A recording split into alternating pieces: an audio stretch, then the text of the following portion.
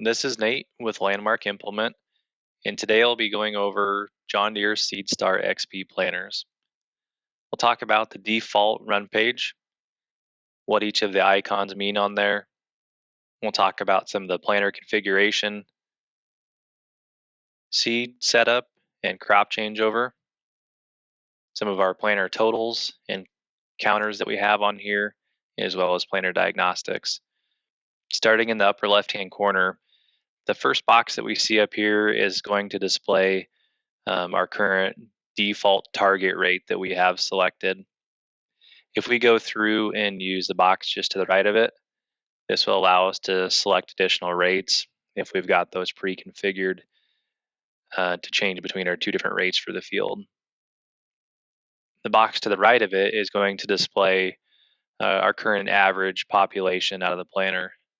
Now, if we push the box to the right of it, this will allow us to separate each drive section. It's a good idea to do this if we see that our overall average is dragging down from our target rate that we have selected. This could be an indication that we've got a drive section or a row unit that's bringing that whole section down and might need to be addressed. If I turn it back, it's just going to show the overall average of the planner again. Below this, we've got our planner at a glance, and these bar graphs will change depending on what we have selected down at the bottom to view. So one of the first things that we have selected here, this is going to be our seed population. So we'll see our bar graphs for all the row units on the planner.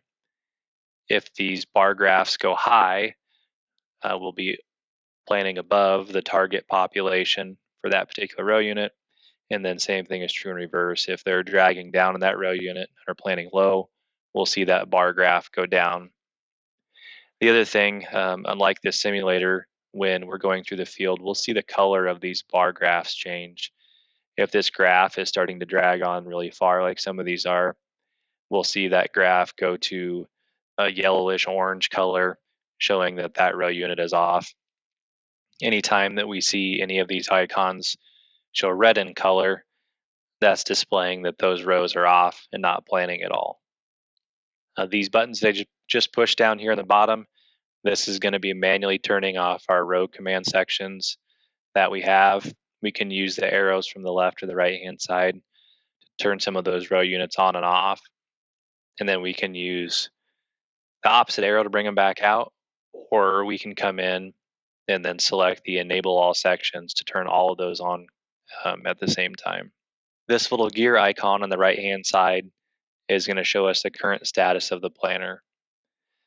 So if we come in here and look at this lower icon, if this is blacked out, that'll indicate that the planner is down.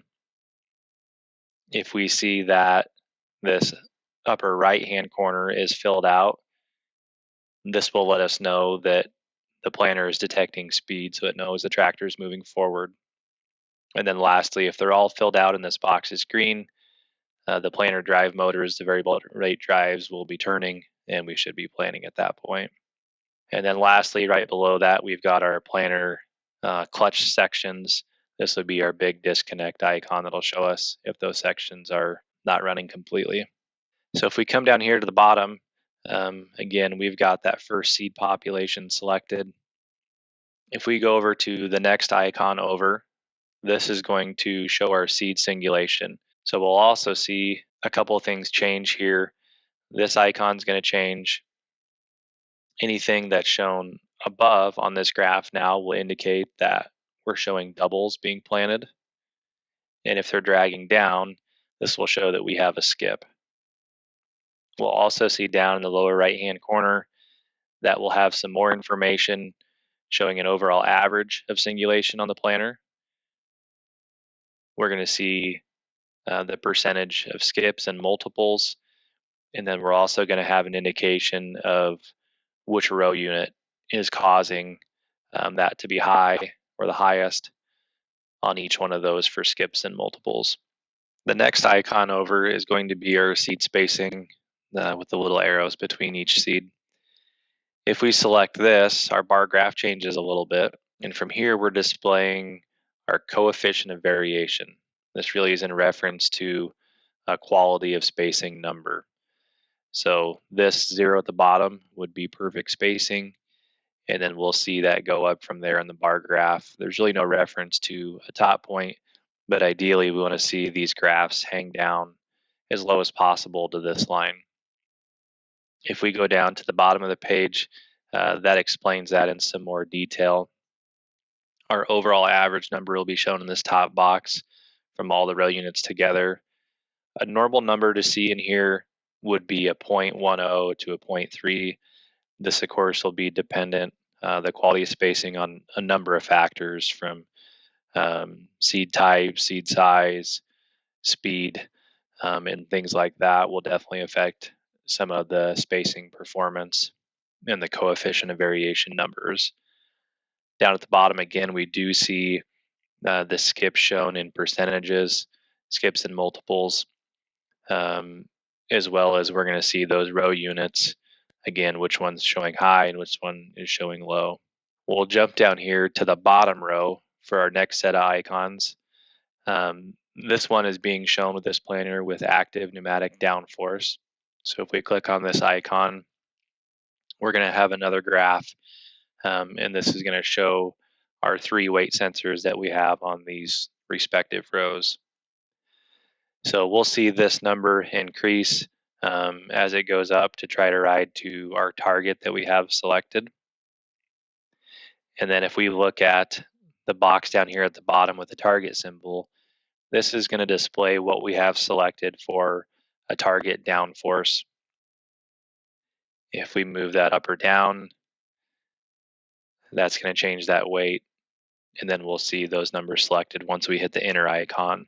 That'll make those changes happen. And the simulator doesn't really show me much here, but we do see with the active pneumatic downforce on, we will have our margin shown.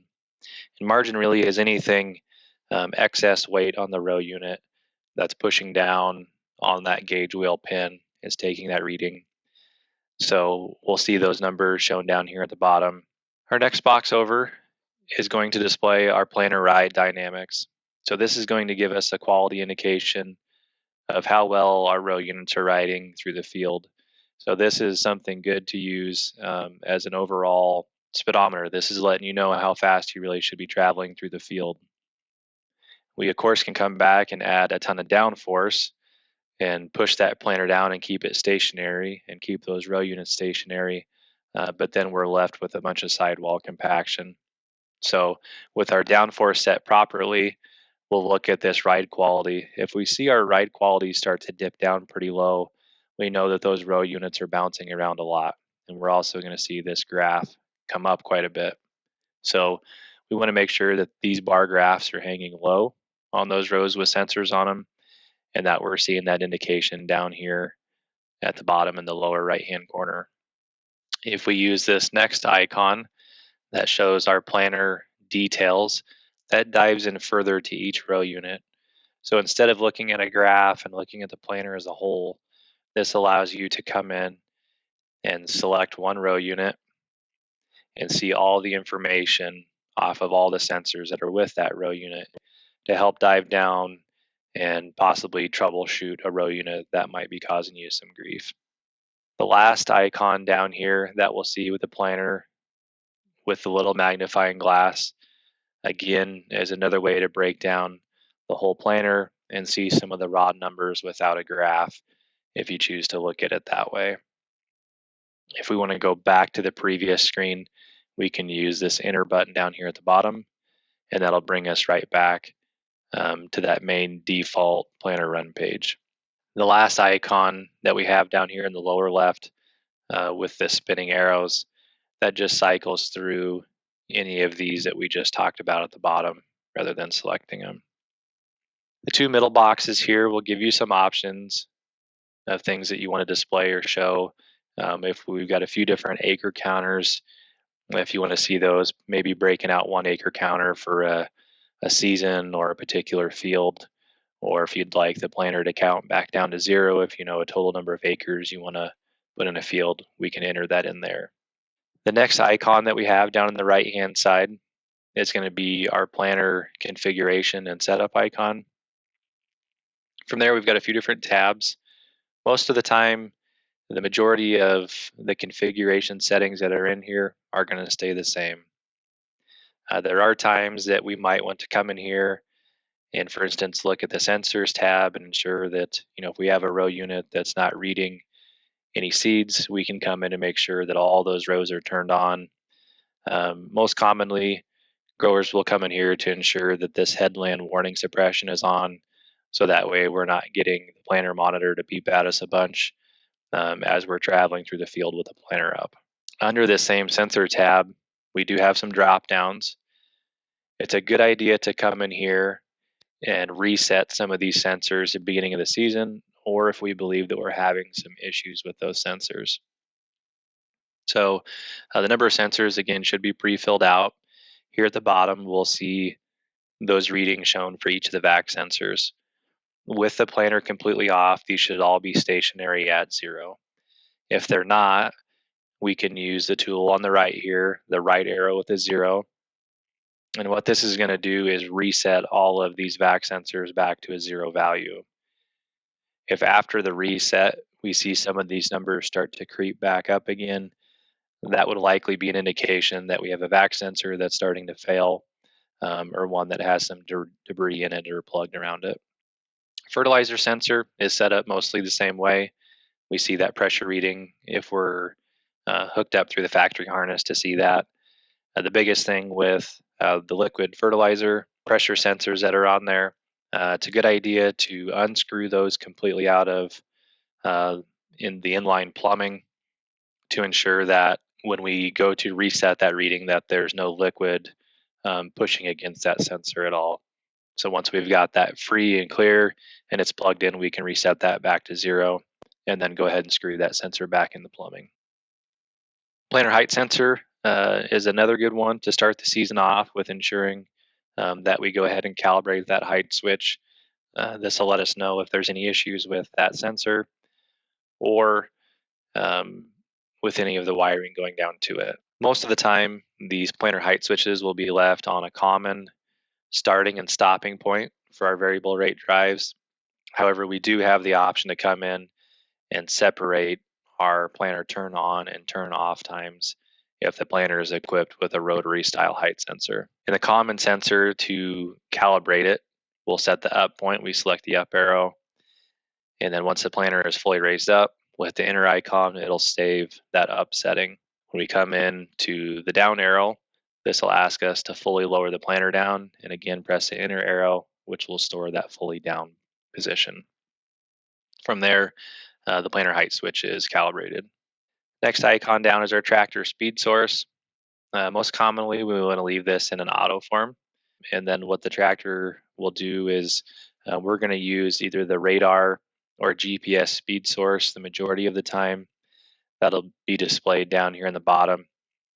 And then our other icon over here is a ground speed pickup option. Most of the time, we want to utilize that radar or the GPS source if that's been changed over on the tractor. Under our downforce sensors, again, none of these configurations will really change once they've been set up. But we do want to look down here with the planter up in the air. We do want to see that all of those row units are showing zeros. If they're not, we want to come in here to the right arrow with the 0 to go ahead and zero out all those sensors again. It's a good idea to check this because if these aren't at 0, then we've got a bad starting point as a reference for our pneumatic downforce system. On our PDF air pressure, we'll have the same thing down here, where once we have everything completely drained out on our pneumatic downforce, we can go ahead and hit the enter button and reset all of our sensors back to 0. Our last tab that we have under our planter configuration is our planter drives. The majority of the time, this will not have to be messed with. The biggest thing that we'll check in here is that in almost all scenarios, we do want to have the planter quick start enabled.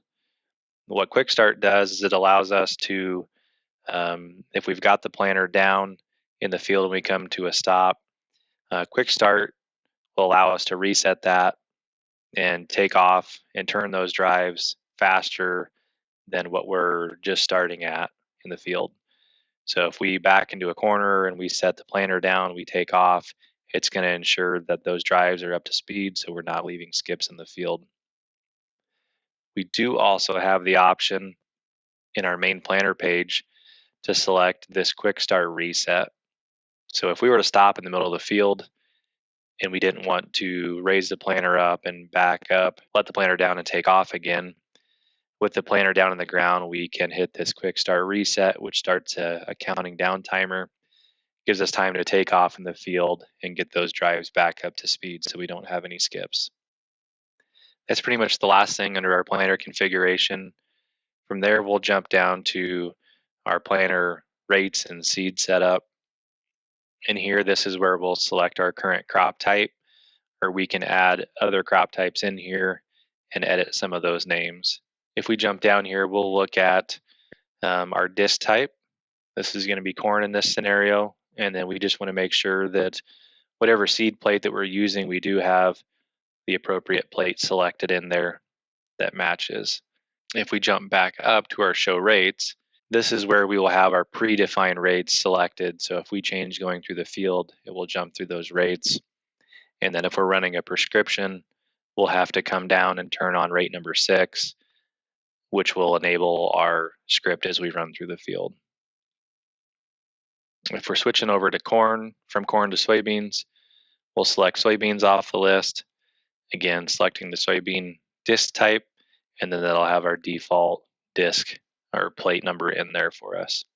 Next thing down on our list is our field totals icon or planter totals icon. From here, we've got a few different counters that can be reset as we go throughout the season. We can also enter in a field total. So if we knew that we had 120 acres in a field, and we have that displayed on our main planter run page, this is going to count down and work its way back to 0 as we go through. Down here at the bottom, this is our overall average for the season. On the right-hand side of the screen, we'll see our lifetime hour total for the planter, as well as the lifetime acre total that'll stick with the planter with its controller for the life of it. We do have an additional tab up here to calculate if we want to use our seed estimator and put our information in there. That'll kick out some numbers for us. In the lower right hand side, this last tab is our planter diagnostics and tests. And here we'll be able to see the current software version that the planter is on. From these drop downs, then most of these tabs will be used for diagnostic purposes and troubleshooting of the planter.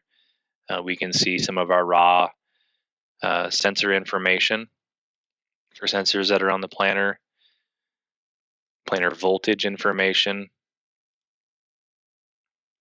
and then if we've got a planter equipped with EPMs, we can see the status of those. In the test tab, we've got a number of different things that we can test here. This first one will show us our seed tubes. This is a self-diagnostic test that'll run through and check all of those sensors. If it comes back after we come into this page for the first time that they're all working correctly, it'll give us this indication that all those seed sensors are operational. If we do have any wiring issues or not getting feedback from that seed tube, it'll show us the row unit to reference that's causing us grief. We do have a seed drop test that we can do in here. If we want to enter in the rows that we want to test, we can come in, drop some seeds through there, and we should have a count of how many seeds that we've dropped just to get a good idea if that seed tube is still performing properly. The next common thing that we'll use off this test menu is our variable rate drive, motor, and valve flush. The maximum time that we can enter in here is 3 seconds. And once 3 is entered in there, we have to be traveling at least 2 miles an hour with a tractor, and then we have to have the planter lowered down enough to trip the planter height switch. And what this will do is it'll speed up our variable rate drives, opening them up completely for a few seconds just to flush out any debris that might have been pushed through some of those hydraulic lines and that valve block.